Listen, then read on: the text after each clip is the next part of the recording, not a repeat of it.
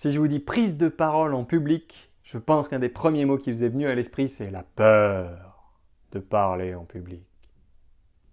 On va parler de ça ensemble.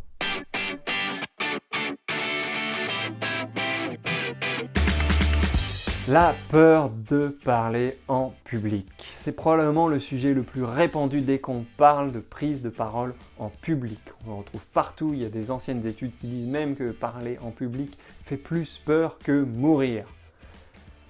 En fait, c'est une réaction tout à fait normale. Il y a un ensemble de syndromes physiologiques que nous avons tous en tant qu'être humain.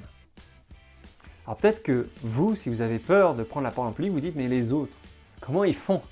Comment ils font pour ne pas avoir peur de parler devant d'autres personnes?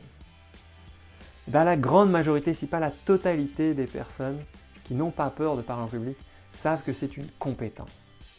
Et parler en public, ce n'est pas du tout inné, c'est quelque chose qu'on acquiert à force de le faire et à force de travailler les différents éléments de la prise de parole en public, la peur étant un élément parmi tant d'autres. Mais la question que j'ai envie de vous poser, c'est quelle peur?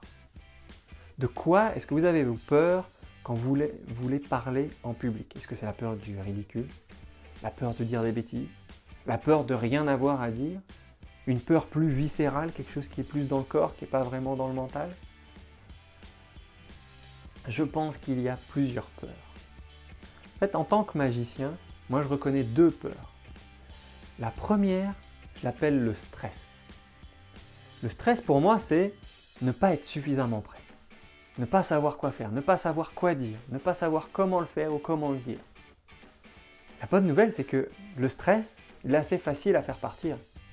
Il suffit de me préparer. Si je me prépare, si je prépare ce que je vais dire, je ne vais pas avoir peur de rien avoir à dire, je l'ai préparé. Ni de dire des bêtises, ni de ridicule, parce que je peux avoir vérifié tout ce que je dis pour être sûr que je ne dise pas de bêtises. La deuxième peur est ce que j'appelle le trac. Et elle est plus viscérale, plus physiologique.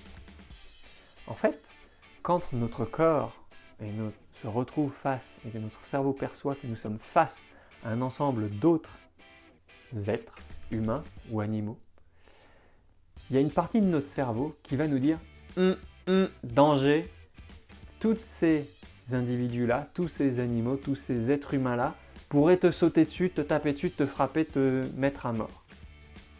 Pour assurer ta survie, ce qui est la principale fonction de notre cerveau et de notre corps, d'assurer notre survie, pour assurer notre survie, je veux te préparer à agir pour la survie. Et donc ce que fait notre cerveau pour nous préparer, il nous envoie de l'adrénaline. L'adrénaline, c'est juste une composante chimique que dès que notre cerveau a identifié une crainte ou une menace, va faire qu'on va être prêt à agir.